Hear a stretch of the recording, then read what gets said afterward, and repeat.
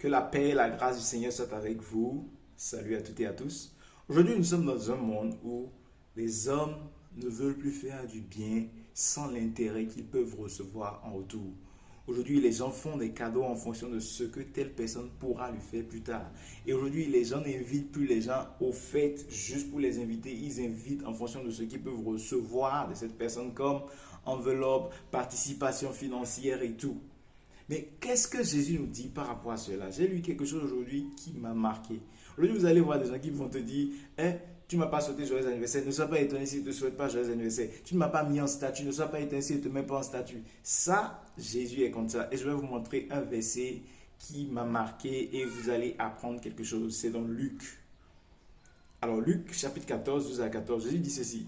Lorsque tu donnes à dîner ou à souper, n'évite pas tes amis, n'évite pas tes frères, n'évite pas tes parents, n'évite pas tes voisins riches, de peur qu'ils ne t'invitent à leur tour et qu'ils ne te rendent l'appareil.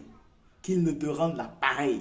De peur qu'ils ne t'invitent à leur tour et qu'ils ne te rendent l'appareil. Jésus dit de ne pas avoir cette mentalité de si je l'invite, il va me rendre l'appareil. On ne doit pas avoir cette mentalité. Et il dit, mais lorsque tu donnes un festin, invite des pauvres, des estropiés, des boiteux, des aveugles, des personnes qui ne peuvent pas te rendre l'appareil. Et tu seras heureux qu'ils ne peuvent pas te rendre l'appareil, car cela te sera rendu à la résurrection des justes. Est-ce que vous comprenez ça? Il y a 4 leçons que je tire de là. La première leçon, c'est que il faut faire du bien aux autres sans rien espérer en retour. Jésus s'attend que ses disciples fassent du bien aux autres sans rien espérer en retour. Sans espérer que quand je lui fais du bien, il va venir me remercier. Quand il ne me remercie pas, je me plains. Quand je lui fais du bien, c'est pour qu'il me fasse du bien en retour. Jésus dit qu'on ne doit pas avoir cette mentalité. Numéro 2, il faut faire du bien surtout à ceux qui sont pauvres, qui ne peuvent pas nous le rendre. Surtout à ceux qui sont inconnus.